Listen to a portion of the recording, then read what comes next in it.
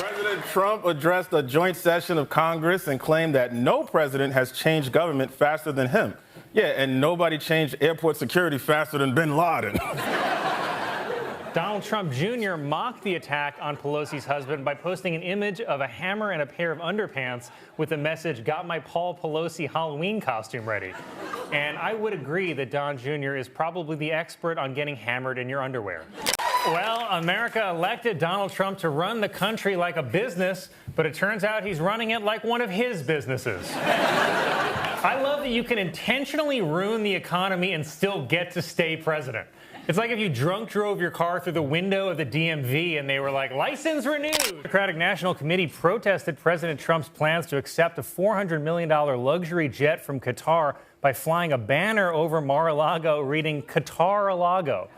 It's the kind of hilarious stunt that makes you realize why the Democrats will never win again. Ethical experts are also warning that Trump may owe political favors to countries who give him lavish gifts. But based on the way he left the Middle East, I think I know how Trump is going to pay them back. Michael responded with another Don Jr. takedown that made even the audience brace for impact. The joke crafted a picture of Jr. trying so hard to be intimidating that his own reflection probably rolls its eyes. Che didn't need to mention any scandals. The comedy came from painting Don Jr. as a man who could release a motivational audiobook titled How to Try Harder at Trying Harder. President Trump announced a tariff on all goods imported into the U.S., saying that the U.S. has been plundered and raped by other countries, and Trump will not stand for plundering. An economic slowdown from tariffs could be especially hard on China because it's not easy to tell a child they're getting laid off. Colin wasn't finished. Trump got hit again, this time with a portrayal so exaggerated it looped straight back into accuracy. He depicted Trump as a man who believes every room he walks into is waiting to applaud him, even the ones where people are just trying to order coffee. The imagery was too strong for anyone to survive. Trump became the character equivalent of someone who interrupts a wedding speech to talk about crowd size. The crowd exploded. Don Jr. was reduced to the comedic equivalent of a man who demands respect from Bluetooth speakers that still refuse to pair with him. Colin once again locked onto Trump and unleashed what can only be described as poetic destruction. Trump got compared to a motivational coach whose only success story is convincing himself he's successful. Just devastating. The performance didn't call Trump delusional. It sculpted a whole cinematic world where Trump writes success books no one finishes, not even him. Well, guys, it happened.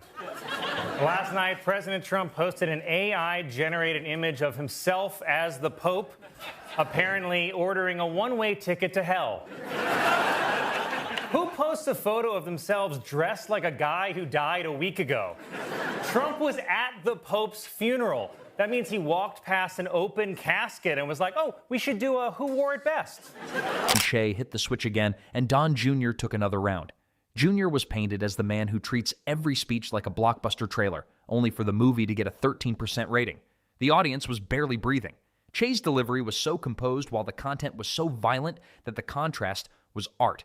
Don Jr.'s confidence got treated like a scientific mystery researchers have been trying to decode for generations. Every smirk, gesture, and imaginary slow-motion hair flip sent the room into hysterics. In those moments, Trump wasn't a powerhouse. He was a reality show contestant who refused to accept his elimination. Che wrapped the cycle again, landing a roast on Don Jr. so perfectly shaped it could have been studied in comedy textbooks. He made Jr. sound like a man who dramatically takes off sunglasses even when there are no cameras, hoping someone somewhere is filming. Don Jr.'s on-screen energy became a parody of itself inside one sentence. The crowd didn't laugh, they malfunctioned. President Trump is threatening to sue the BBC for $5 billion for a documentary that edited out the part of his January 6th speech where he called for protesters to be peaceful. And to set the record straight, here is the full, unedited, completely accurate clip of what Trump said on that day. Everybody knows I went down on Bill Clinton. Again, Colin returned for what felt like a final Trump finisher. He crafted the image of Trump spending life trying to win imaginary popularity contests, being judged by imaginary voters on imaginary ballots. The audience screamed in laughter. Trump became the blueprint for a man whose emotional support animal is applause.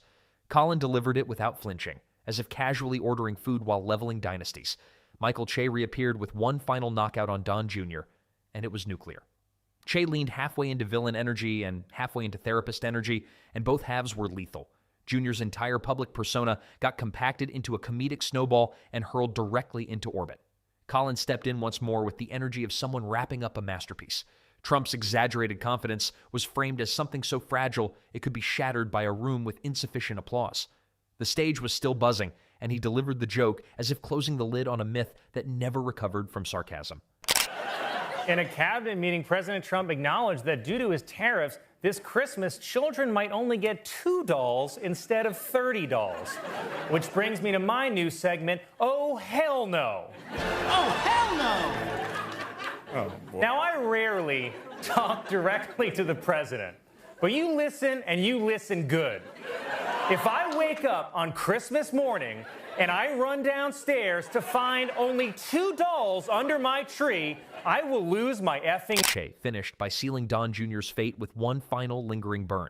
Jr.'s dramatic intensity was compared to a man who keeps trying to walk away from explosions that never happen. The audience folded. The roast was so cinematic, you could practically hear slow-motion music playing as Don Jr.'s imaginary action hero persona crashed into the reality of being mocked by professionals who turned him into premium comedy fuel. By the time the show wrapped, Trump and Don Jr. weren't just roasted. They were reduced to folklore. History books won't cover it, but comedy textbooks probably should. There was no announcement, no switch in tone, no lesson to be learned, just pure unfiltered mockery from start to finish. Colin Jost and Michael Che stood there like two men who saw a stage, saw an opportunity, and said, "Let's give the world something it can never unsee." And they did. Not with quotes, not with direct insults, not with political speeches, just jokes. Jokes that turned legends into memes, jokes that launched an entertainment blackout on egos.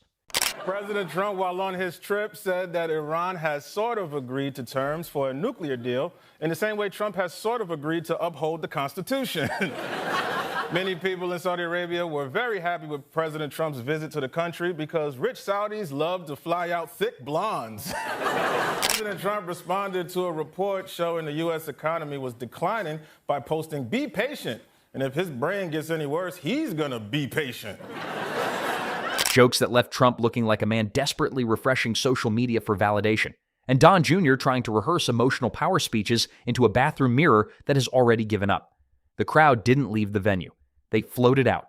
To this day, no one is exactly sure whether it was comedy or an emergency broadcast disguised as comedy. But one thing is certain. Colin and Che didn't just roast them. They architected a comedic collapse of mythologies that were never built to withstand that much laughter.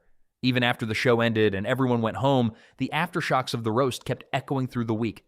Colin started it up again by painting Trump not as a titan, not as a strategist, but as someone who treats every microphone like a long-lost soulmate. The image was too much for anyone to hold together.